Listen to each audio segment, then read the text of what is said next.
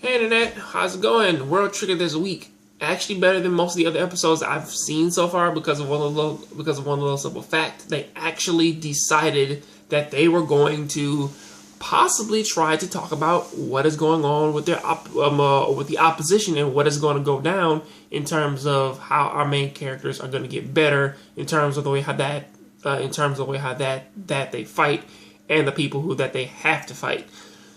You know, well, Yuma's going up against that guy. I forget his name. I think it's like Yuji or something like that. Yusuke.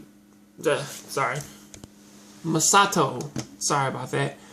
He's actually, I believe he's a number 20 attacker, and pretty much he said, he kind of has his own little special trigger power where that he can tell where that he can tell people how they feel about him based upon their emotions. So pretty much his entire trigger sort of treats him sort of makes him be like a human mood ring, so that like he can tell people's other personalities and stages of admiration or hate or fear for him. Something in which that really does sort of paint his character. Now, at first, they tried to say that he could read minds, but it really wasn't anything like that. So that was sort of like the main part that kind of happened with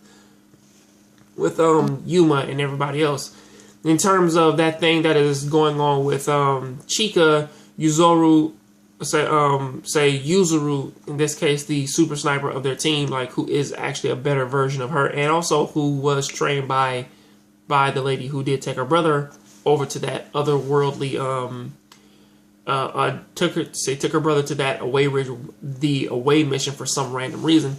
It cuts from that to now they have to find a way how to beat him, because now they know that she can't shoot people, which is maybe the reason why she wasn't shooting people for the longest while.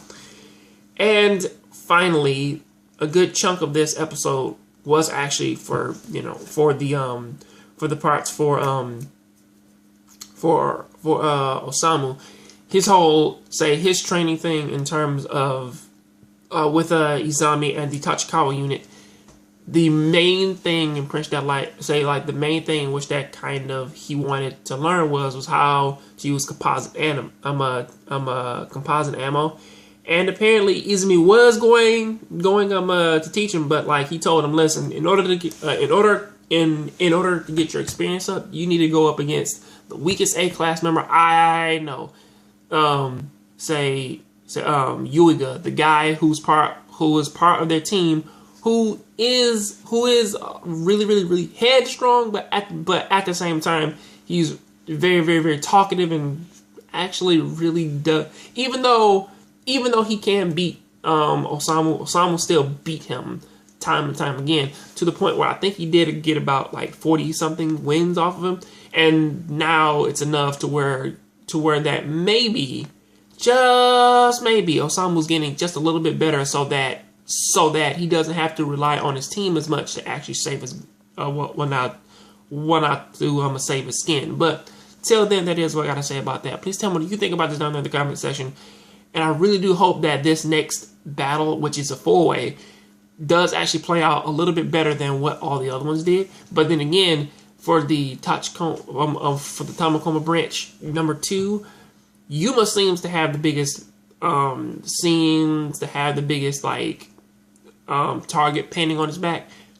But hopefully everybody else that or at least for like, or at the very least for Chika's case, she starts shooting out weapons, and for Osamu's case, he does actually know how to perform a few trick shots so that he can actually win.